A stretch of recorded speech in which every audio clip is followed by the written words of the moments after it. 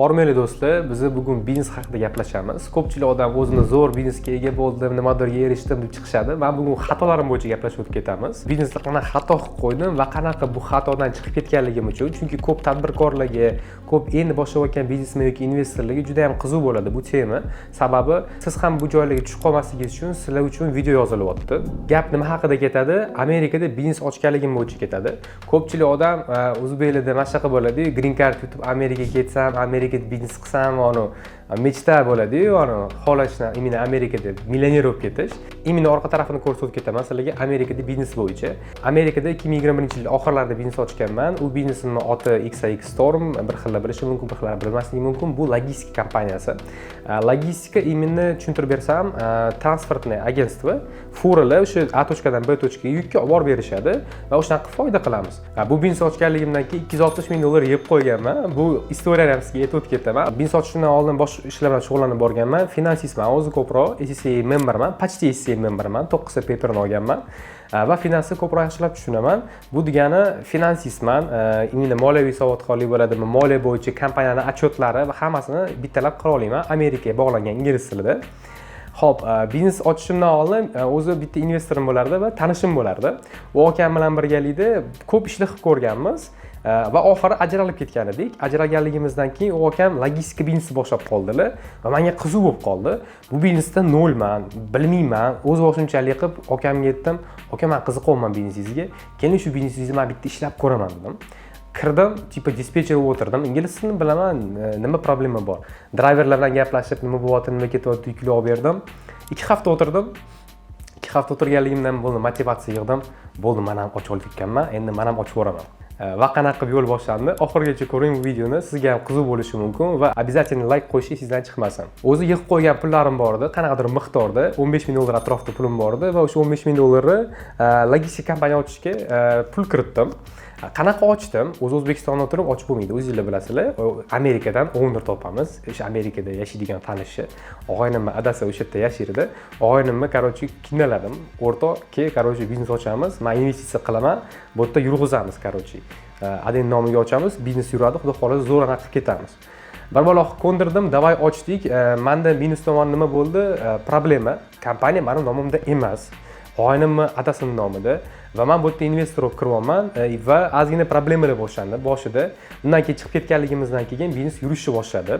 Biznes ochilganligidan keyin biznes ochishgan примерно boshida $15 ming расход ketdi, потом puli yetmadi, chunki biznes yurg'izish kerak, страховкаlarni to'lash kerak, imindi furalarga, kamida bitta fura yurish kerak edi, uni olish kerak, liz olish kerak, o'shanda o'zining problemalari ko'p chiqib keldi. Men bilmasdim u payt, meni ko'p odamlar aldab ketgan, pullarimni tushirib ketishgan, juda ko'p odam. Короче, o'sha payt Amazon yaxshi ishlayotgandi. Amazon ishlayotganligiga yarasha meniki endi ochilyotgandi. U vakitda Amazon buzilyotgandi. San Amazoning buzilib qolsa, santraklaring menga o'tadi. Meniki buzilib qolsa, santrakim senga o'tadi. Shunaqa qilib ishlaymiz deganda, men jinniga o'xshab podpis qo'yib qo'yganman. Uni traklari menda ishlagan va foydasini olmaganman. Tipa fisi bo'ladi-yu, necha puldir foiz o'sha kompaniya o'sha traklardan yurg'izib berganligimga protsent. Olmaganman, men minusda bo'lganman. Zato главныйsi o'sha boshda olib bergan traklari orqali kompaniyamni yurg'izib olganman. Yurg'izib bo'lganimdan keyin sekin qiyinchilikdan duch kelishni boshladim. Traklar olishni boshladik, owner operatorlar olishni boshladik, rekruterlarga pul berishni boshladim. Bilsanglar, bir dona owner operatorni olish uchun bu o'zining traki bor haydovchisi. Например, logistika ochsangiz, trakni sotib olishingiz mumkin $100 ming, $200 ming va trak driver o'sha haydovchi qo'yishingiz mumkin. O'sha necha puldir oylik berib turib. Yoki traki bor haydovchini olishingiz mumkin. Unaqa haydovchilarni topib olish uchun ham juda katta problema. Rekruter degan odamlar bor, ular topib berishadi. Ular topib berishiga kamida $2 ming olishardi bir dona owner operatorga.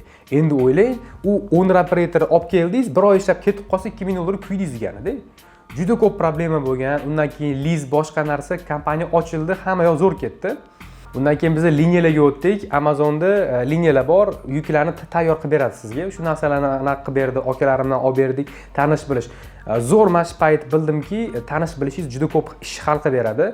O'sha payt hech nimani bilmayman, kallamda yo'q. Men prosta kompaniyani boshqaryapman.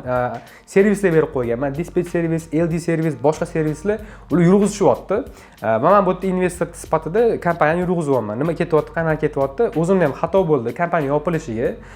Sababi noloyoqatli bo'ldi. Chunki men o'zimni aqlli bilib oldim. Chunki yosh davrimda kompaniya ochib olganman. Ochib olganligimdan keyin bo'ldi, mendan aqllisi yo'q. Boshqa okalar nimadir savet bersa, advice bersa, oka men qiziq emas, men o'zim bilaman nima qilishni deb o'z boshimchalik bilan qilib borganman. Oxiri nima bo'ldi? Kompaniya yopilib ketdi. Yaxshigina pul topib paytlari bo'lardi, oyiga yo'q deganda bitta Equinox pul topilardi. Endi odam komfort zonaga kirib qoladi-da. Logistikada katta pul topganingizdan keyin komfort zonaga kirasiz. Passiv biznesda bu hech nima qilmayapsiz, uxlasangiz ham pul kelib turibdi. Komfort zonaga kirdim, men o'zimni aqlli bilib oldim. Bo'ldi. Hech kim aytganini qilmayman, o'zim bilganimni qilaman. Yana yangi logistik kompaniyalar ochishni boshladim. U payt 23-yil paytida yopilishi boshladi. Ko'p kompaniyalar yopilish darajasida edi. Chunki Amerikada katta bosim bo'ldi, prezidentlar o'zgarganida, boshqa problemalar bo'lganligida, narxlar qimmatlashib ketganligida, shu sababdan problema boshlandi. Bizda ham problema, boshqalarda ham problema. Bitta okam bor edi, $5 million hajm yig'ib qo'ygandilar, shu kompaniya ushlab turish uchun. O'sha $5 million ham pul yetmagan. Endi o'ylayman, meni kompaniyam qanaqa qilib tirik qolardi?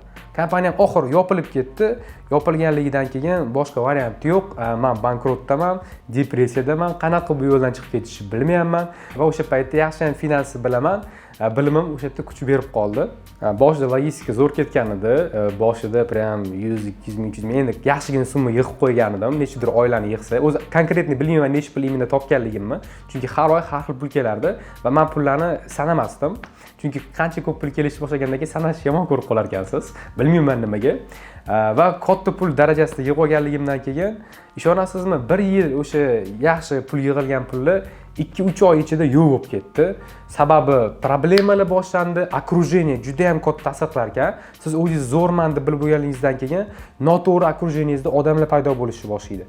Endi aytganligimni o'zingiz aqlliman deb bilib olasiz-ku, hammaga ishonib olasiz, hammaga o'zingiz doверияние berib olasiz. Shu odamlar meni yiqilishimga ham katta ta'sir qilgan. Otlarni aytmayman, no u odamlar ko'rayotgan bo'lsa bilishi mumkin. Menda shunaqa odatim bor, odamlarga yaxshilik qilishni yaxshi ko'raman. Например, bu odam pastda turgan bo'lsa, kelmasang yordam bering, sen ham birga men bilan chiq deydim. Bu odamlarga yordam berolmay, orqamdan shakalligini qilib ketishyapti. Nima bo'lyapti? Orqamdan ish qilishyapti, problemalar yaratishyapti, kompaniya yopishiga sababchi bo'lishyapti, meni psixologik давление qilib tushirib qo'yishyapti. Endi bu окружение katta bog'lim bo'ldi. Окружениeni bitib tozalab yubordim. Kompaniya yopilgandan keyin endi o'ylang, kompaniyam yopildi, ishlarim o'xshamayapti. Hech kim qolmadi oldimda. Hamma yaqin ishongan og'aynilarim hammasi o'girib oldi yuzini va yo'q. Endi o'ylang, qanaqa darajada sizga kuchli bosim bo'ladi. Bu birinchisi og'aynilaringiz bosim bo'ladi. Oilaviy bosim bo'ladi. Например, oilangiz sizni ko'rib turibdi, zo'r yuribsiz, o'xshamayotganligingizdan keyin, "San mashaqasan, san bunaqasan" deb gapirsa, qanchalik katta давление bo'ladi. Ma'lum og'aynilar, o'zingiz yaqin jigarlaringiz gapirsa, bu juda katta demotivatsiya bo'lgan menga. Kompaniyam yopilganligidan keyin yaxshigina qarzga kirib qolgandim. Sababi investitsiya olgan edim, boshqa narsa olgan edim, o'z boshimchalik qilib uylar sotib olgan edim. Qonsaroylardan uy olib, predoplatasini qilib qo'yib, har oy $3000 pul to'lashim kerak edi. Uy kuyib ketgan, bir bola qilib sotib yuborganman, u bo'lgan, bu problemalar bo'lgan va o'sha 260 ming atrofida bo'ldi, zararga kirdim. Foyda ham emas, nolda ham chiqmadim, zararga kiryapman bu kompaniyada. Ketdi. Men mazam qochib qoldi, chunki siz bir marta tepa darajaga chiqqanligingizdan keyin, bitib tushganligingizdan keyinchi hech qachon xohlamaysiz mana shu pastda yana yurishga. Bu uchun qanaqadir yoqmay qoladi sizga va o'zi bo'ldi, men отвращение boshlandi menda. Men nima qilaman, nima qilib yuribman, o'zim men kimman degan savol bo'lib qoldi. Sababi o'ylang, shuncha pul topasiz, shuncha xohlagan ishingizni qilib yuribsiz va bir zumda hamma narsangiz yo'q bo'lyapti. Alloh bersa zo'r berar ekan, olsa ham juda ham qattiq qo'yar ekan. Shu narsani men qattiq bildim. Va bitta zo'r gap keldi menga. Menda ko'p bo'lgan bu bizneslarda, boshqa problemalarda minchiransangiz ham peshinangizga Alloh o'sha paytda yozib qo'ygan bo'lsa, erisha olmaysiz baribir ham. Baribir ham payti kelar ekanki, o'sha payt siz o'sha narsaga erishasiz. Shuning uchun hech nimadan siqilmasdan, o'ylamasdan, problemalarga kirmasdan, spokойно yo'lingizga ketganingiz ma'qulroq bo'ladi. O'sha menda ham bo'lgan, shuning uchun sizga ham aytayapman, do'stim. Keling endi qanaqa bu problemalardan chiqib ketdim. Ko'pchilikga qiziq bo'layotgan bo'lishi mumkin. Biznes ochganlarga ham yoki biznesda o'xshamayotganlar odamlarga ham. Ko'pchilik o'ylaydi, qarzga kirgandan keyin bo'ldi, shu narsani qarz bilan qarz yopishim mumkin, buni qilib yuborishim mumkin va problemalardan o'zi bo'ldi kirib ketishim mumkin. Endi men ham kirib ketganman boshida, bolnitsiyaga tushib qolganman, bazam bo'lmagan, 3 oylab yotganman. Bo'ldi, o'sha payt o'ylaganman, nech puldir yana yig'ib qo'ygan pulim bor edi. O'sha pullardan yo qarzlarim berib yuborishim mumkin. O'zi qarzlarni necha puldurlarini to'lab bo'luvdim. Chunki o'zi ishlarni to'g'rilab anaqa qilib olganligimda necha puldir qarz qolib ketuvdi. O'sha payt o'ylayotgandim, o'sha pulim bor, sberejeniam bor, o'sha pulimni yo qarzlarimni to'layman yoki nimadirga investitsiya qilib o'shandan pul ko'paytirib olaman. O'zi bilan o'zi yopilib ketardim. Nimani qildim? Yaxshi ham qilmay o'sha investitsiya qilganligim, finansiz bo'lganligim uchun o'sha aksiyalarga kirib borishni boshladim. O'zi 2019-yildan beri aksiyadaman. Bo'ldi, aksiyalarga kirishni boshladim. Xudoga shukr, o'sha aksiyalardan sekin оборот qilib, pullarimni chiqarib olib, o'sha yana boshqa biznes boshlab yubordim. Hozirgi paytda Vanderlux degan biznesim bor. Imенно ko'chmas mulklar bilan shug'ullanamiz va o'sha payt xudoga shukr, yaxshi ham o'sha pullarimni qarzga berib olmagan ekanman. Bir balo qilib amallab to'g'rilab yuborganman. O'sha investitsiya kirgan pullarim hozirgi paytda normalniy summa bo'lib qolgan. Undan ko'p meni tanishlarim investor sifatida bilishadi. Aksiyalarga bo'ladim, boshqa startaplarga bo'ladim, ideya bizneslarga bo'ladim, pul kiritaman. Har doim so'rashadi, do'stim, aksiyaga kiritganim ma'qulmi, boshqa narsaga kiritganim ma'qulmi? O'zini finansiy darajasiga qarab bog'liq bo'ladi. Hammaga har xil maslahat beraman. Endi boshlayotganligingizda risk qilmoqchi emas bo'lsangiz, eng zo'r investitsiya o'zi bo'ladi. Aksiyaga kiritib qo'yasizmi? Biznesga kiritib qo'ysangiz, esingizda bo'lsa, biznesga kiritib olsangiz, chiri-chirida ishlaysiz. Biznesda 50-50 bo'ladi, 70-30 bo'ladi. Siz pullaringizni yo'qotib qo'yishingiz ehtimoligi ham bor, chunki biznes bankrot bo'lib qolishi mumkin. Startapga investitsiya qilsangiz bo'ladi. Startaplar riskoviy narsalardan biri bo'ladi. Narxi uchib ketsa, katta daromad sizga olib kelishi mumkin. Eng katta risk aktivlardan biri bo'ladi.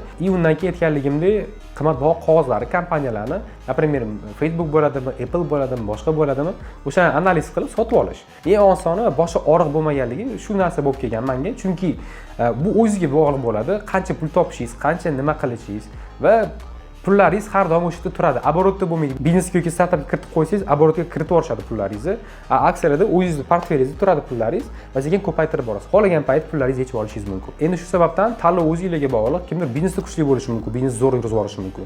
Kimdir finansda kuchli bo'lib, aksiyalarda yo'nalishda yaxshigina pul olib ketishi mumkin. Kimdir startap yurib ko'rishi mumkin. O'zi hamma narsani balansi bo'ladi. Hammasidan me'yordan olib qo'yishingiz kerak. Chunki o'zimda ham problem bo'lgan, boshida men logistikani ochib qo'ydim.